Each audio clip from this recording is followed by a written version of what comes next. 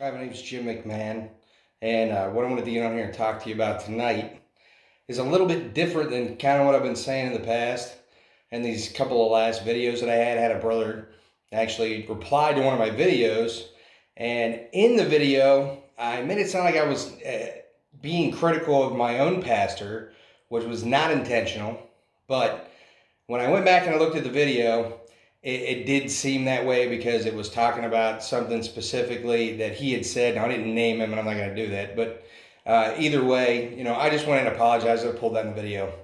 And what I wanted to put on here tonight was this. Even though I do believe, again, I'm not going to change my stance on the fact that I do believe that we should go out into the highways and hedges and compel them to come in, that his house may be filled. And that is what Christ is talking about, going out and knocking doors, soul winning. But what I wanted to go over was this. In Ecclesiastes 10:10, it says, if the iron be blunt and he do not whet the edge, then must he put more strength, but wisdom is profitable to direct. All right? And this is talking about sharpening our senses, sharpening the word of God in reading this, but this can apply to a lot of different things.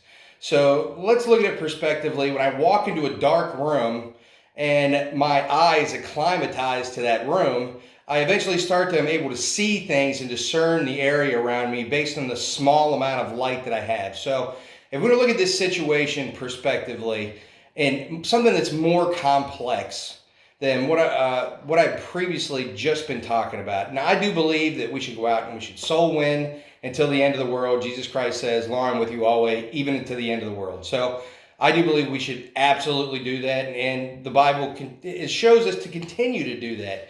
But even in the Bible, it shows where Paul was prevented from going into Asia by the Spirit. So there are times at which we may want to strategize. And you might just start walk into a situation, and even look in the Old Testament, when the Israelites actually went to battle, they had generals, they had people that were captains. So what happened? Those people, they actually directed the troops. So the pastors here, they're the captain of the host because we're supposed to treat them as Christ. So, if your pastor does tell you to do something directly, then even if he says to stop going out and knocking door to door, then go ahead and do that. Obviously, I think you should do that. My pastor did not tell me not to do that. He said as a church that we were not going to do that. But specifically, even if he did, you know what? Give them a chance to direct.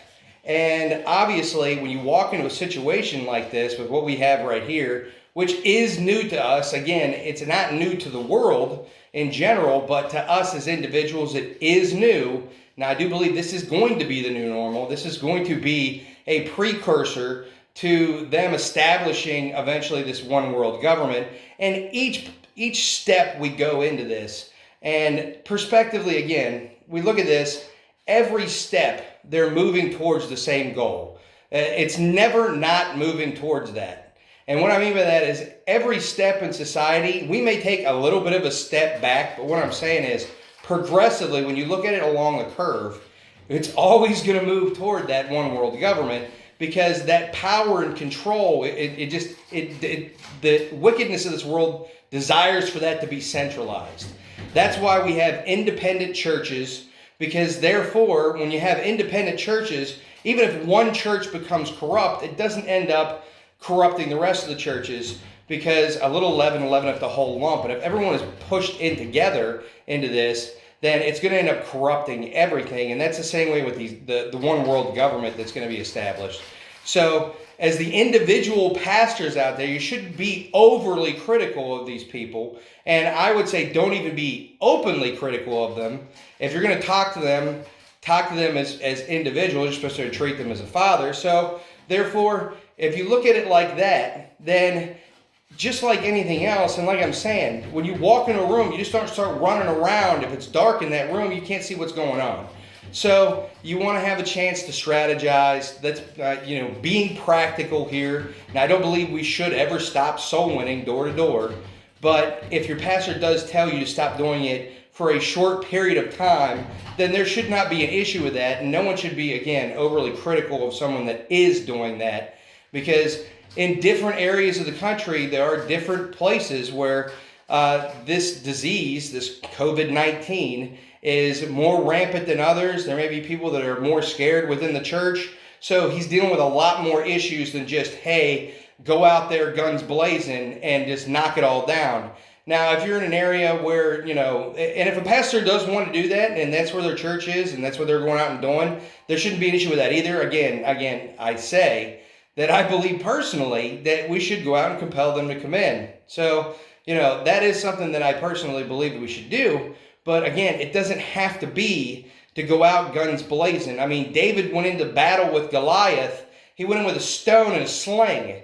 He didn't go in with a sword, So there are ways to strategize going into any single battle. Even if you're trusting God, which David was, and he picked up 5 smooth stones. And he went out there and he took down Goliath. So, not every battle is the same. And if you look in the Old Testament, not every battle was the same there. So, but we always have God behind us. As long as we're trusting in Him, all things work together for good to them that love God and are called according to His purpose. So I think that, we should, again, just look at this prospectively. And I do think that everyone is a little bit, and I don't want to say everyone because that's just an overgenerality here.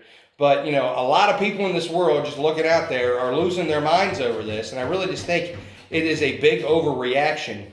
And again, I'm not a virologist, so I can't tell you everything about COVID-19, but I can tell you that there are lots of reports around the world of skewed numbers. And I think they're making this look worse than it is because they don't want to look stupid for overreacting. Or in some cases, maybe they're, looking at different places. Maybe you think that they're underreacting.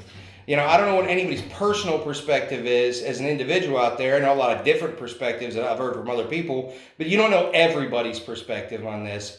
I'm just looking at it from what I know of the world and what I know of how they've been coming at for years, decades, saying that they were going to build a one world government. They just needed the right crisis to do it. And they were trying with an economic collapse. They tried with this climate change. And what I think in the end, what hit home, and this being different than what 9/11 was, where everybody saw that, but it didn't necessarily hit them at home in their heart. They may have sympathy for those people, but it didn't strike fear into them. And I think this put fear into a lot of people across the board, because even if you as an individual might not feel fear, like I'm not scared of this thing, not one iota, not one drop. I have no fear of this whatsoever. But, I do have family members that could possibly get this disease, that had pre-existing conditions, that could easily die from a severe respiratory infection, which is what this virus supposedly causes. So, therefore, it does actually hit me in that way too. So I think everybody can relate to this in some way. So therefore, they're using this fear against us to push us down this road. And I think that in the end, they're going to end up with controls that they're never, ever going to give up. And I think that there's a lot of people that see this. It's becoming clear that they're establishing something that they're never going to relinquish. And every time that they do, every time that there's some kind of new virus that comes out, some new scare, since they've already got us on the run, everybody is already not at ease. Even if they try to bring back, or if we as a people try to bring back this economy, again, I believe the society psyche is scarred. And just like if, you hit an animal, and I don't know how to, give another analogy with this, but if you hit an animal, they're going to be frightened of you next time. And I think that they struck society with this stick of fear here, and it is going to cause that reverberation is going to go out through the rest of this this next generation of people. So, and who knows when the one world government's going to be established. So if it's not established within that period, how long can they do this? How long can they strike you with that stick of fear where it's going to work before they have to force things like they would have had to do previously? See, because up until this point, there was an opportunity for them to establish a one world government, but they would have had to have done it with a lot of force. okay, because they didn't have the controls in place. Now, strategically, I believe they had all the systems in place. So they already knew what they wanted to do. So they already had the systems in place to do it, but there was no way to enforce it without getting the people to capitulate in some capacity. And I think at this point, we've really just relinquished so much without any pushback that they're not going to be overly afraid to just pull the trigger and go the whole way. So, like again, I said in these other videos, I don't think this is the unique event in which they actually established the one world government, but I think this is the watershed moment in which they move forward with their intended goal, and they're going to move forward with a lot less fear. Now, obviously, I'm not talking about any individual in the government. I'm talking about an overarching idea of the people that are running all of the governments, and they're not completely unified. I'm not going to say that. That's not the conspiracy that I'm pushing here. What I'm saying is evil, all right? The evil that is in this world is trying to centralize the government. It is trying to be built into this one world government. It is trying to build this one world government. It says we wrestle not against flesh and blood, but against principalities and powers, against spiritual wickedness in high places. So that is what I'm talking about here, that spiritual wickedness in high places. And that is controlling people that are moving towards this one world government. And there is a conspiracy, and this is not a theory, meaning that it is a fact that they're actually trying to do it. They say they're trying to do it. So it's not a conspiracy theory in that it is a conspiracy, but it's not a theory about the conspiracy. It's a fact that they are conspiring to actually do it.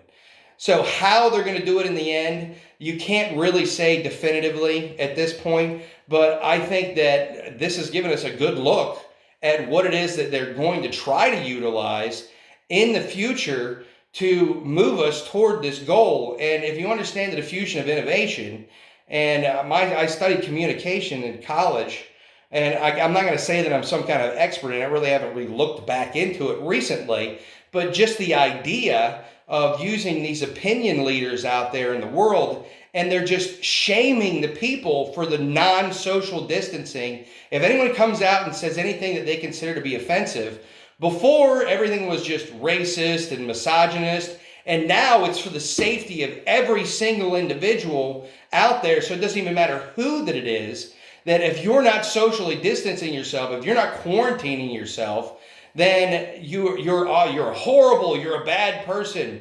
And that is shaming people into capitulating to these ideas. Now, obviously, again, looking at this prospectively, there's some things you might want to do, truly, right? But I think in the end, they're really way overreacting to this. And how long is it going to last?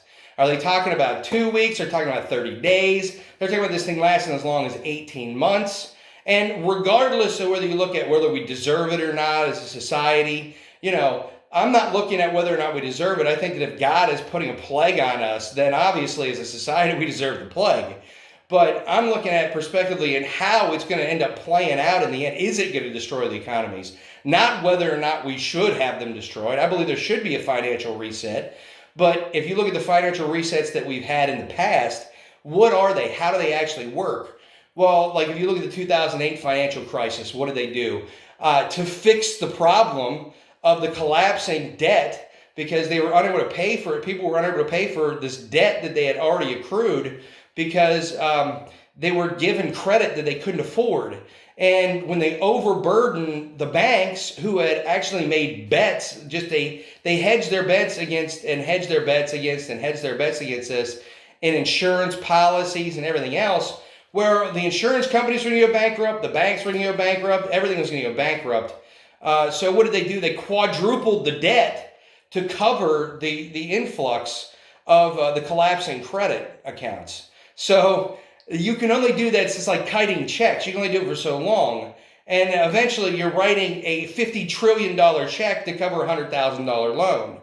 And as you can clearly see, when you increase the amount of money in the system, now most people have on cash reserve United States currency because of the petrodollar, but as a lot of these countries are moving away from that as individual countries, so what you're going to find out is the more of the amount of money that gets put onto the market because it's being dumped, then once that currency is actually in flow within the economy of itself, then the currency is devalued.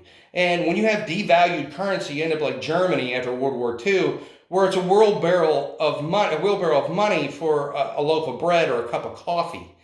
So when society collapses, what do you have? You have the people that were at the top of the food chain that spent the last 100 years buying up the world off the backs of the individual out there working. Well, they accumulated all this wealth. They just bought up the commodities. They bought up everything else. And then with the Patriot Act, like here in the United States, so I'm using as an example, whatever they didn't buy up is going to be able to be usurped under the auspice of an emergency here.